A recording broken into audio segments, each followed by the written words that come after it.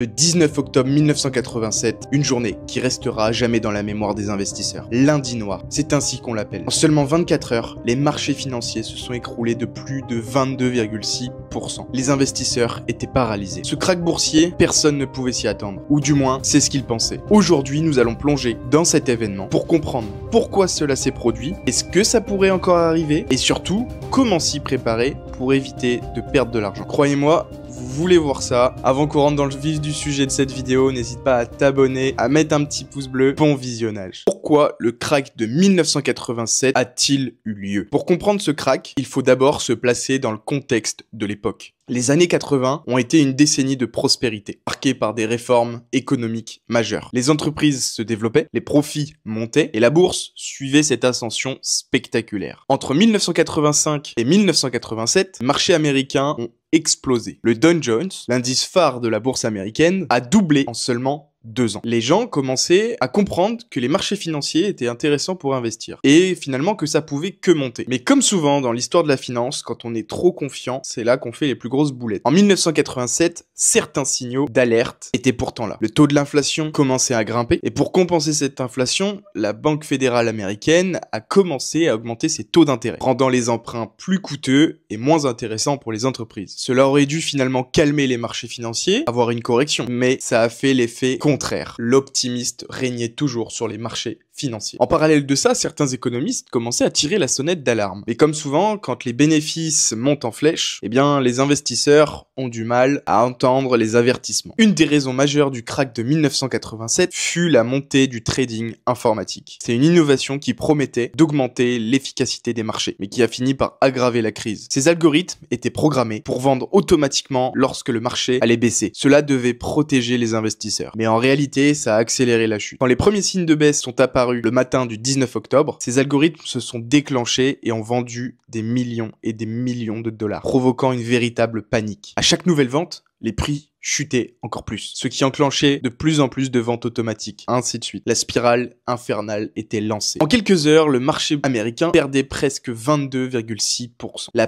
pire journée sur les marchés financiers. Et en plus de ça, cette panique, elle s'est propagée au monde entier. Maintenant, la question qu'il faut se poser, c'est est-ce que ça peut encore arriver? Alors, est-ce que ce genre de krach, ça peut encore arriver aujourd'hui? Les marchés ont évolué, mais le danger est toujours présent. Aujourd'hui, nous avons le trading à haute fréquence. Des milliers d'opérations sont réalisées chaque jour en une fraction de seconde. Et en cas de panique, ces systèmes peuvent vendre des millions d'euros très rapidement. Et en plus de ça, aujourd'hui, le marché est encore plus interconnecté, c'est-à-dire que si demain à New York ça s'effondre, eh bien c'est tous les pays mondiaux où ça va s'effondrer. Mais il y a une différence de taille entre aujourd'hui et 1987. Nous avons des protections que les marchés de 1987 n'avaient pas. Les régulateurs ont mis en place aujourd'hui des mécanismes de coupure appelés circuit breaker. Si un marché chute trop rapidement, les échanges s'arrêtent temporairement pour calmer les nerfs et éviter une chute encore plus dramatique. Lors de la chute de mars 2020 pendant le Covid, ces mécanismes ont été activés. Les marchés ont bien rebondi grâce notamment aux interventions des banques centrales. Pourtant, malgré ces protections, certains signes sont similaires à 1987. Les marchés d'aujourd'hui sont souvent décrits comme surévalués. Les taux d'intérêt sont souvent en hausse, l'inflation est préoccupante et augmente, et les tensions géopolitiques n'ont jamais été aussi importante. L'histoire ne se répète pas toujours, mais elle rime souvent. Alors est-ce que ce krach de 1987 pourrait encore arriver? Alors probablement, peut-être pas de la même manière, mais de toute façon, les krachs sont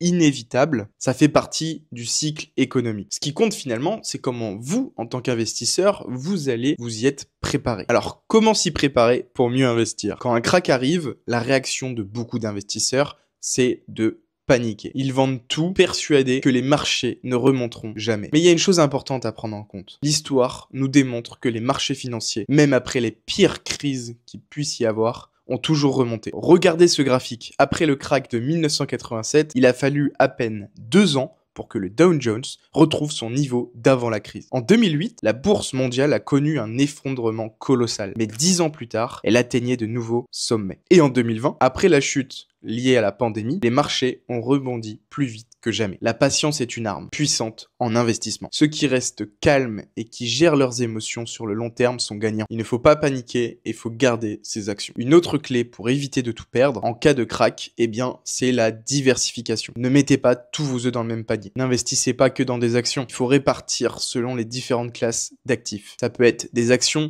des obligations, de l'immobilier ou même de l'or. Ces autres actifs peuvent compenser la perte lors d'un crack. Quand il y a un crack boursier, un autre actif a tendance à bien monter, c'est l'or, car l'or c'est vu comme une valeur refuge. Enfin, la meilleure chose pendant un crack, c'est d'avoir un plan bien défini à l'avance. Avant que le marché ne s'écroule, réfléchissez aux actions que vous allez entreprendre. Quel est votre seuil de tolérance aux pertes? Moins 10, moins 20, moins 30%. À quel moment allez-vous vendre? Ou au contraire, à quel moment vous allez racheter? Si vous avez un plan clair, vous ne serez jamais pris au dépourvu. Parce que le pire ennemi de l'investisseur, c'est soi-même. En résumé, le crack de 1987 nous a appris que les marchés sont imprévisibles et qu'une chute brutale peut arriver à n'importe quel moment. Mais il a montré aussi, le marché, qu'on est tous capables de s'en sortir plus fort, à condition d'y être préparé. Alors la question finalement, c'est pas est-ce qu'un crack va arriver, ni même quand. La question c'est, êtes-vous prêt pour la prochaine tempête financière? Allez-vous rester calme et suivre votre plan d'investissement? Ou allez-vous céder à la panique et tout perdre? Les crises ne sont pas des fins en soi. Au contraire, c'est les meilleures périodes pour investir. On arrive à la fin de cette vidéo. J'espère que ça t'a plu. C'était Alexandre. Salut!